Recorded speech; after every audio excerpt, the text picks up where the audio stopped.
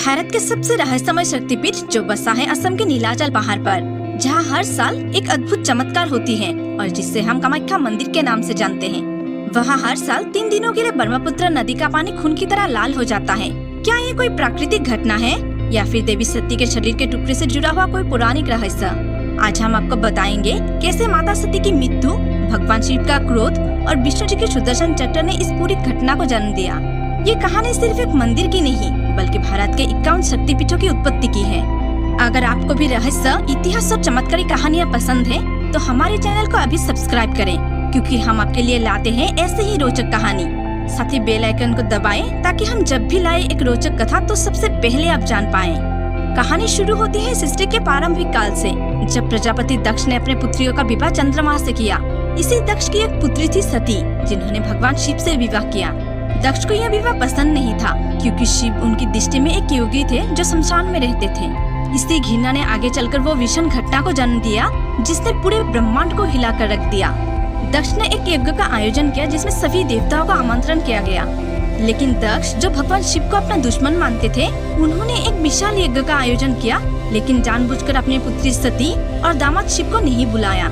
सती ने जब यज्ञ में जाने की इच्छा जताई तो शिव ने मना किया, लेकिन सती जीत कर बैठी। सती जो दक्ष की पुत्री थी, बिना बुलाए यज्ञ में पहुंच गई। यज्ञ स्थल पर पहुंचते ही सती ने देखा कि उनके पति शिव का सार्वजनिक अपमान किया जा रहा है। दक्ष ने शिव को भस्मासुर, अघरी और शमशानवासी कहकर संबोधन किया। ये अपमान सती से सहन नहीं हुई। अपने पति के अपमान से आहत सती ने यज्ञ अग्नि से स्वयं को जलाकर भस्म कर दिया। जैसे ही ये समाचार शिव तक पहुंचा, उनका क्रोध इतना भयानक था कि पूरा ब्रह्मांड कांप उठा। शिव ने वीरभद्र रूप धारण किया और दक्ष के यज्ञ को नष्ट कर दिया। फिर उन्होंने सती के मित्र शरीर को उठाकर पूरे ब्रह्मांड में तांडव करने लगे। उनका शोक इतना भयानक था कि प्रलय की स्थिति उत्पन्न हो गई। तब समस्त देवताओं ने भगवान विष्णु से प्रार्थना की कि वे शिव के क्रोध को शांत करें। भगवान विष्णु ने सुदर्शन चक्र चलाया और सती के शरीर के 51 टुकड़े कर दिए। जहाँ जहाँ सती के शरीर के अंग गिरे, वहाँ एक शक्तिपीठ स्थापित हुई। और आज भी भारत, नेपाल, पाकिस्तान, बांग्लादेश और श्रीलंका में इन 51 शक्तिपीठों की पूजा होती है। इनमें से सबसे प्रमुख है कामाख्या मंदिर, जहाँ सती का योनि भाग गिरा। इसी वजह से इस मंदिर को सबसे शक्तिशाली शक्तिपीठ माना जाता है। कामाख्या मंदिर में कोई मूर्ति नहीं है, बल्कि एक प्राकृतिक योनि आकार की शिला की पूजा होती है, जो हमेशा जल से भरा हुआ रहता है। और जब हर साल जून के महीने में देवी को मासिक होती है, तब 3 दिनों के लिए मंदिर के कपाट बंद कर दिए जाते हैं।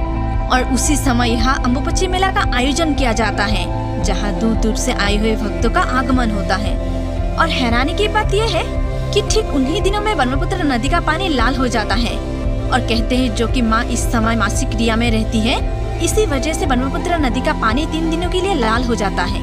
पर वैज्ञानिकों का मानना है कि ये लाल रंग आसपास की मिट्टियों के कारण हो सकते हैं।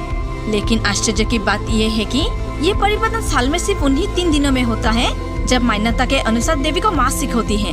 3 दिनों के बाद जब मंदिर के कपाट खोले जाते हैं, तब माता के दर्शन के लिए लोगों की भीड़ लगी रहती है। और यहाँ प्रसाद भी कुछ अलग तरीके से मिलता है। प्रसाद के तौर पर माता के रज से भिका हुआ कपड़ा दिया जाता है।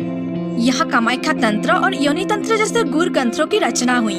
कहा जाता है कि मंदिर के नीचे एक गुप्त सुरंग है जो पाताल लोक तक जाती है।